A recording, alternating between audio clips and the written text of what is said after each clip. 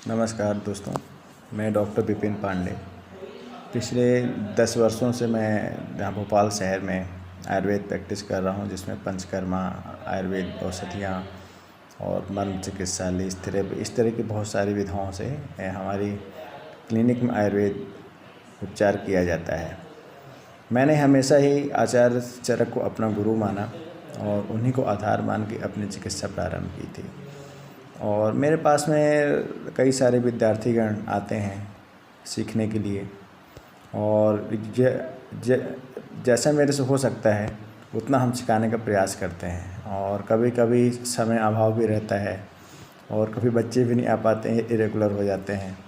ऐसा रहता है। और होता क्या है कि हमारी क्लिनिक्स में जो है तो 2, 4 या कि 6 बच्चे एक साथ में आ सकते हैं, है ना। और उस समय पेशेंट्स भी होते हैं, तो जब समय मिलता है तो मैं उनको बताता रहता हूँ। तो ऐसा स्टूडेंट ने प्लान किया कि सर हमारे और भी साथीगण आना चाहते हैं जो कि आपसे नाड़ी परीक्षा सीखना चाहते हैं और चिकित्सा पद्धति तो सीखना चाह रहे हैं, और दूसरा आयुर्वेद संहिताओं से कैसे फंडे निकाल के हमको चिकित्सा में उसको ऐड करना है और कैसे उनको आधार बना के हमको चिकित्सा करना है। तो इन सब ने एक क्लास के लिए प्लान किया। तो समय अभाव होने के कारण मैंने रविवार और बुधवार को इस क्लास का प्लान किया है, जिसमें से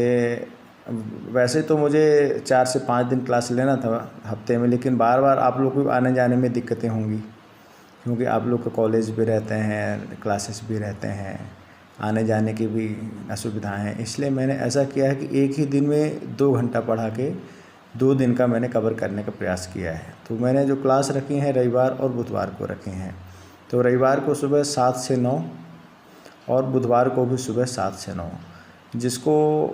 2 घंटे का जो समयावधि है उसको मैंने 4 पार्ट में डिवाइड किया है कि आधे आधे घंटे के 4 पार्ट। स्टार्टिंग का जो आधा घंटा रहेगा उसमें हम आपको संहिताओं के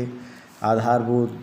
कि जो उसके मूलभूत सिद्धांत रहते हैं उनको हम बताएंगे कि क्या आचार्य चरक उसमें कहना चाहते हैं, कि क्यों इस फंडे को यहाँ पे लिखा है, कि क्यों इस औषधि को यहाँ पे लिखा है, उनके जो चैप्टर्स के नाम हैं वो क्यों ऐसे रखे गए हैं, कि पहले सूत स्थान क्यों रखा गया है, फिर उसके बाद में विमान स्थान रखा गया, सूत निदान रखा गया, फिर विमान रखा गया है, फिर चिकित्सा कहा, उसके